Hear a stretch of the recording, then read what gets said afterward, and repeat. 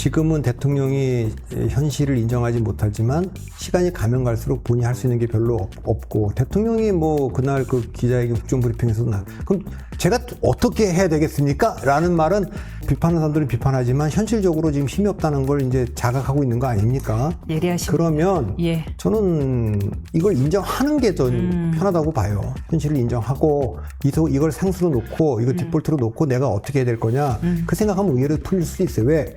한동훈 대표 입장에서 보면 깝깝하고 이재명 대표도 보면 깝깝하고 문재인 대통령도 깝깝하고 조국 대표도 깝깝하고 이준석 대표도 전 대표 다 깝깝해. 사방이적이네. 아니, 다 깝깝한데 가만 보니 대통령은 나고 내가 제일 나은 것 같다. 그러면 좀 여유가 있을 수 있는 거죠.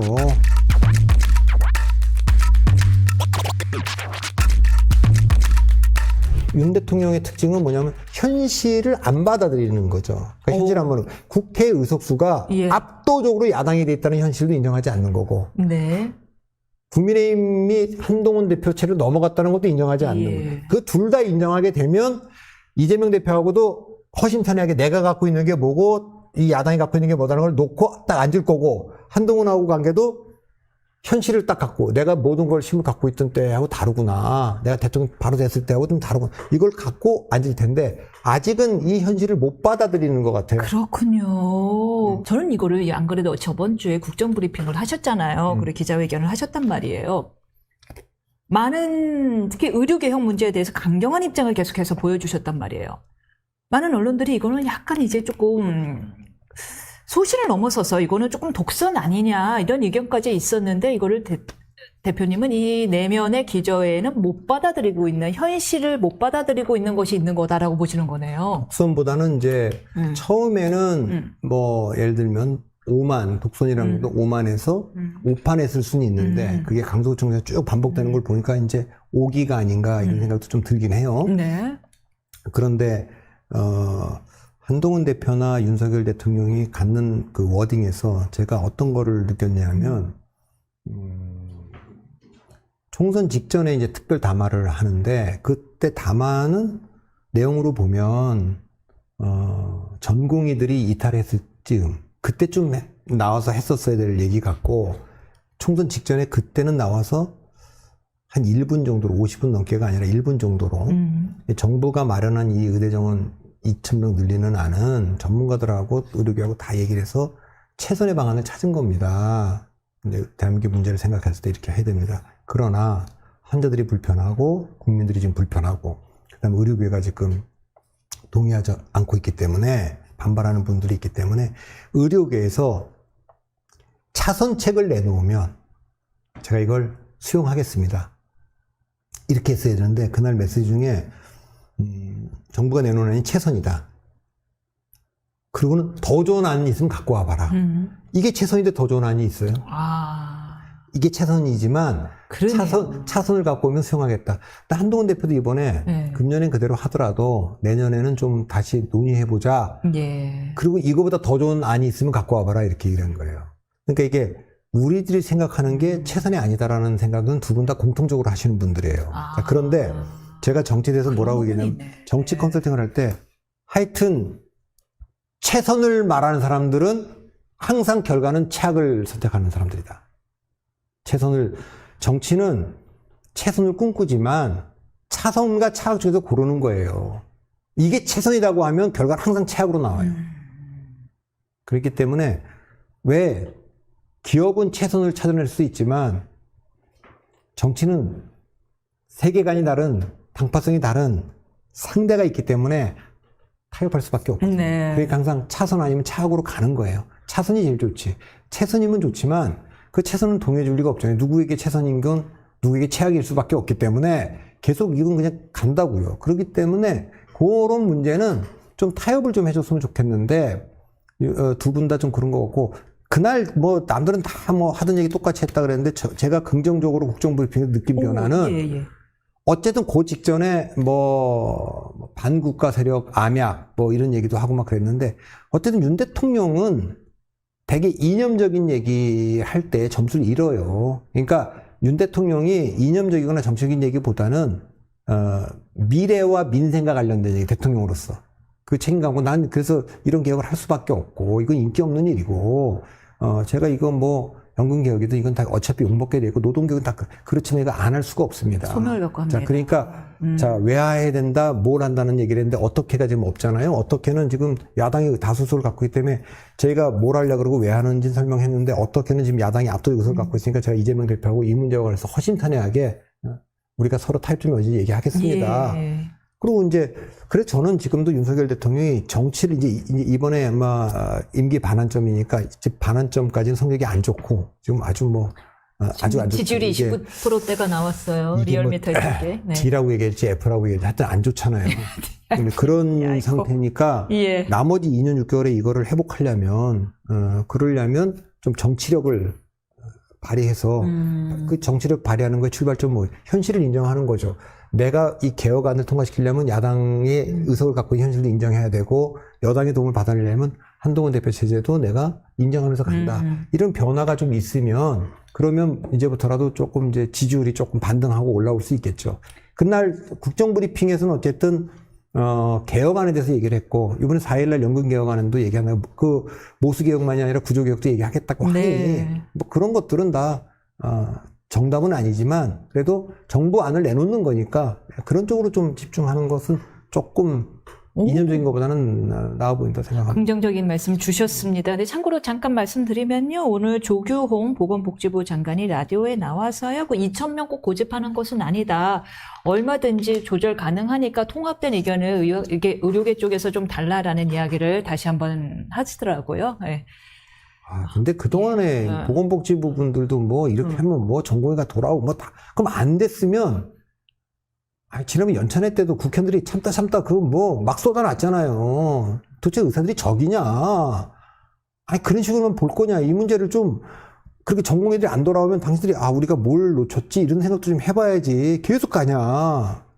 플랜 A로 가고 있는데 플랜 A가 안 풀리면 플랜 B를 꺼내는 거예요. 축구도 플랜 B라는 게 뭐예요?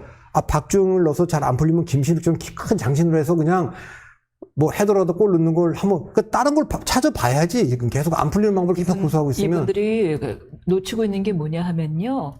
기성시대들 그리고 그분들과 그분들 주변에 있는 분들은 명예를 더 중시하던 분들이거든요. 근데 요즘 MZ는 명예보다도 실리가 훨씬 중요하다는 걸 놓치고 있는 거예요.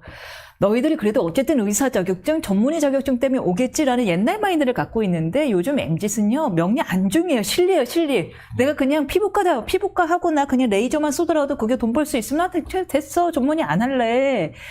교수들 얘기도 안 들어요. 옛날엔 교수들 얘기 통했죠. 그래도 너희들이 와갖고 그래도 우리 생명을 구하고 안 들어요. 그러니까 뭐 대통령 입에서 간호사들한테도 그렇고 계속 헌신이라는 표현이 있는데 그러니까 헌신과 희생과 투어는 그 옛날 얘기지. 그 제도로서 어떻게 이거를 잘 설계해서 인센티브와 페널티를 딱 인센티브와 페널티의 균형이 있어야 되는 거예요. 인센티브가 한쪽으로 너무 많아도 안 되고 페널티가 너무 심해도 안 되고 그 균형이 깨지면 그걸 하는 게 제도잖아요. 그러니까 그거 인센티브와 페널티 없이 열정페이라 그러는 거. 이 당신들이 의사가 히포크라테스 선서라는 걸 또 다 하신 분들이 막 이렇게 나오면 뭐? 그렇게 그래서 저는 그런 제도 설계는 뭐 개인의 물론 그런 선의에 기대는 것도 있지만 정치는 결과로 말하는 거지 의도로 말하는 게 아니니까 그런 점이 그래서 이제는 이제 임기 반환점이 딱 오니까 한번 점검을 해봤으면 좋겠어요. 우리가 지금 뭘 지금 잘못하고 있는지 이게 우리가 제대로 가고 있는데 국민들이 무슨 야당의 선동, 언론 때문이다. 아니 언론에 지금 뭐 방송도 조금 바뀌어서 K방송은 다 아침에 하는 거에 다 정부 관계자들이 나와서 정부 정책을 설명하는데 그건 좋다고 봐요. 저는 어저께도 재밌게 봤어요.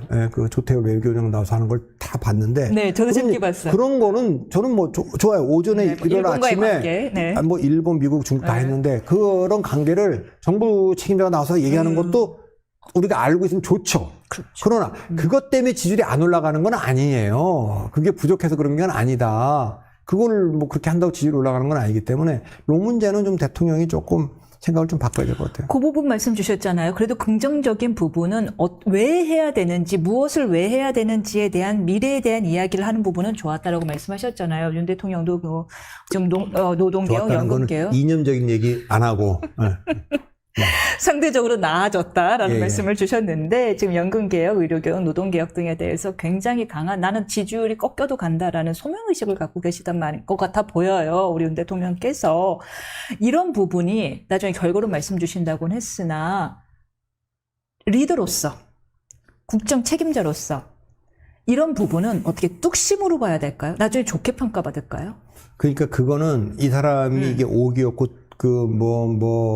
불통이었고 아니면 이건 뚝심이고 뭐 그랬다. 이거는 지금 평가할 수 없어요. 그 정치는 없습니까? 결과로 평가하는 거예요.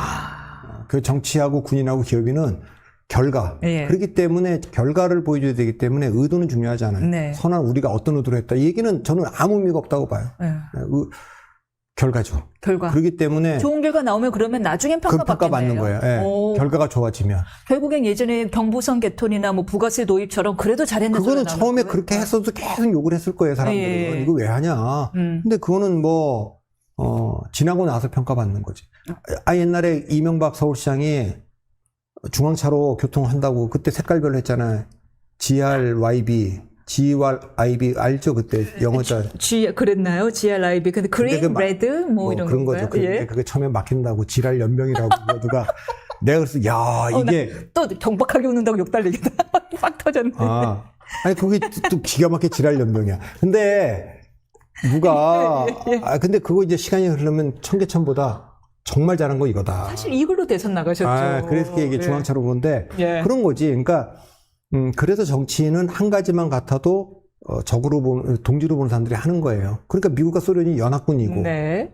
구글과 삼성이 적이지만 동맹 맺는 그렇네요. 거고 산당합당 TJP 연합도 하는 거잖아요. 예. 그러니까 이재명 대표하고의 문제나 한동훈 대통령 정치라는 건 차이를 얘기하는 게 아니라 차이가 9가지가 있지만 공통점. 당신도 지금 이거 안 하면 안 되고 나도 이거 안 하면 안 된다. 우리 9가지 차이 있는 건 다 있는데 야 이거 하나 합시다. 연금개혁 이거 합시다. 하면 이건 나만 역사에 남는 게 아니라 우리 이재명 대표 남는다. 연금개혁 하나만 놔두면 우리가 우리 두 사람 다 나중에 둘 다 감옥 갈지도 모르겠는데 감옥 가도 그래도 사람들은 평가할 거다. 왜? 노태우 대통령에 대해서 그분 쿠데타 주의고 감옥도 갔지만 다 평가하잖아요. 그러니까 두고두고 우리 이 개혁 몇 가지는 좀 합시다.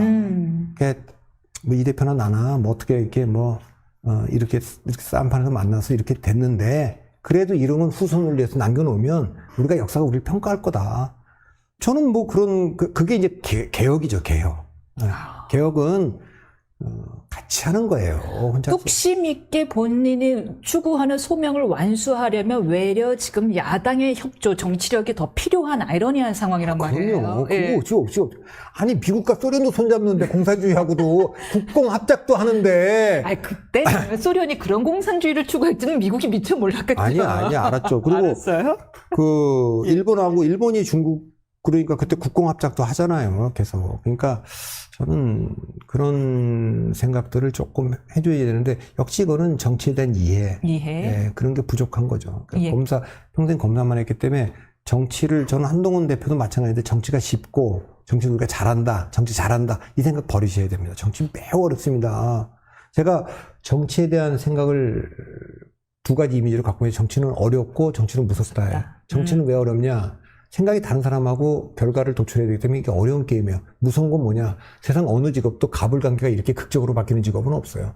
모든 윤석열 대통령도 문재인 대통령도 그렇지만 한동훈 대표도 그렇지만 이재명 대표도 그렇고 의뢰 처지를 다 경험해요. 그러면서 정말 모멸감을 굴욕감을 다 겪고 갑 중에 갑이 돼. 그러면 이걸 그냥 막 쏟아놓는 거예요. 그러니까 무섭죠.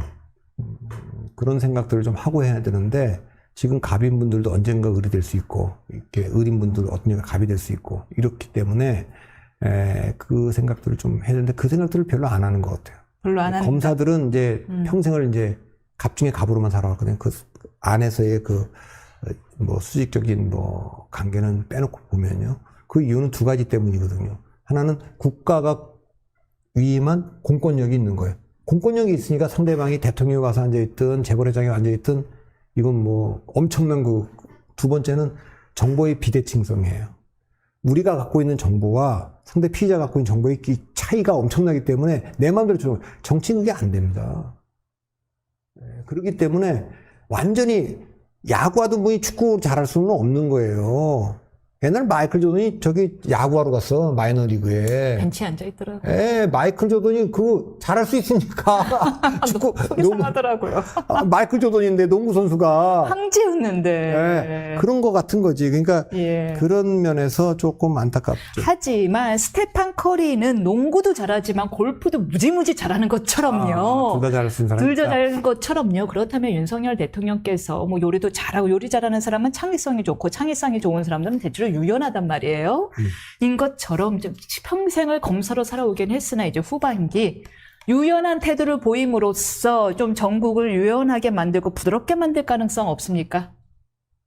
기대하죠. 기대합니까? 기대하는데, 예. 지금은 대통령이 현실을 인정하지 못하지만 시간이 가면 갈수록 본인이 할 수 있는 게 별로 없고, 대통령이 뭐 그날 그 기자회견 국정브리핑에서 그럼 제가 어떻게 해야 되겠습니까? 라는 말은 뭐 비판하는 사람들은 비판하지만 현실적으로 지금 힘이 없다는 걸 이제 자각하고 있는 거 아닙니까? 예리하십니다. 그러면 예. 저는 이걸 인정하는 게 전 편하다고 봐요. 현실을 인정하고 이걸 상수로 놓고 이거 뒷볼트로 놓고 내가 어떻게 해야 될 거냐 그 생각하면 의외로 풀릴 수 있어요. 왜? 한동훈 대표 입장에서 보면 깝깝하고 이재명 대표도 보면 깝깝하고 문재인 대통령도 깝깝하고 조국 대표도 깝깝하고 이준석 대표도 전 대표 다 깝깝해. 사방이적이네. 아니, 다 깝깝한데 가만 보니 대통령은 나고 내가 제일 나은 것 같다. 그러면 좀 여유가 있을 수 있는 거죠. 생각해보면 지금 편한 사람 누가 있어요? 이재명 대표 편하겠어요? 재판 결과 지금 막 다가오는데 한동훈 대표 뭐 되긴 됐지만 야 이거 뭐 사면 초과구나.